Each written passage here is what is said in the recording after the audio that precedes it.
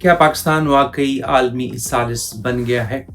दहशतगर्दी, बदअमनी, सियासी अदम इस्तेहकाम और रियासती कमजोरी की अलामत समझे जाने वाला पाकिस्तान आज खुद को आलमी तनाज़ात में एक मुमकिन सालिस और मुज़ाकरात कार के तौर पर पेश कर रहा है।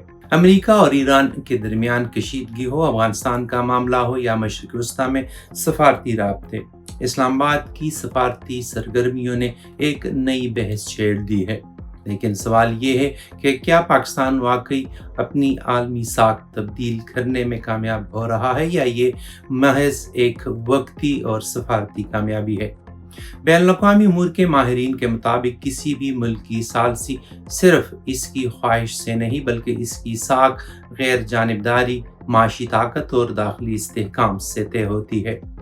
अमरीकी माहिर खारजा उमूर ब्रूस राइडल के मुताबिक पाकिस्तान हमेशा अपनी जोग्राफियाई अहमियत की वजह से अमेरिका के लिए अहम रहा है, लेकिन इसकी सफारती हैसियत का इन्हिसार इसके दाखिली इस्तेहकाम पर होगा।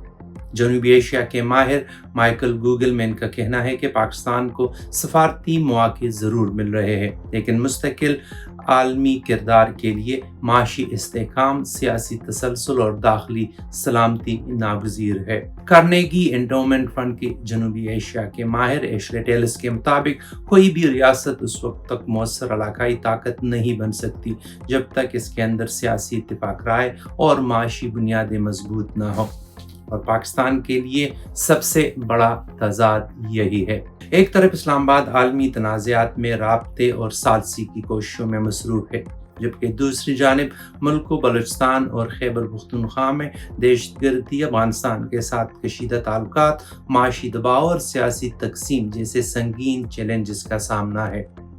साबिक अमरीकी सफारतकार रॉबिन राफेल का कहना है कि पाकिस्तान की जोग्राफियाई अहमियत हमेशा बरकरार रहेगी, लेकिन दुनिया अब सिर्फ जोग्राफिया नहीं बल्कि गवर्नेंस, मईशत और इस्तेहकाम को भी देखती है। इधर भारत ने मई 2025 के फौजी तसादुम के बाद अपनी सफारती मुहिम मजीद तेज कर दी।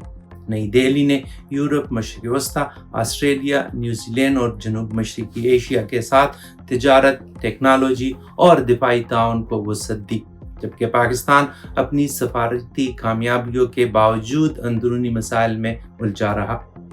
जदीद दुनिया में सिर्फ जंग जीतना या सालसी करना काफ़ी नहीं होता।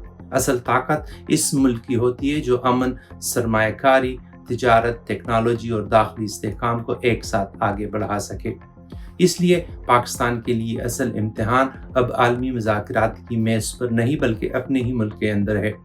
अगर पाकिस्तान दहशतगर्दी, सियासी तकसीम और माशी बहरान पर काबू पा लेता है तो इसकी आलमी सालसी ज़्यादा काबिल एतमाद बन सकती है, लेकिन अगर अंदरूनी कमज़ोरियाँ बरकरार रही तो सफारती कामयाबियाँ भी वक्ती साबित हो सकती है। शायद इसीलिए आज सबसे अहम सवाल ये नहीं कि पाकिस्तान दुनिया के लिए क्या किरदार अदा कर रहा है, बल्कि ये है कि पाकिस्तान अपने लिए क्या कर रहा है।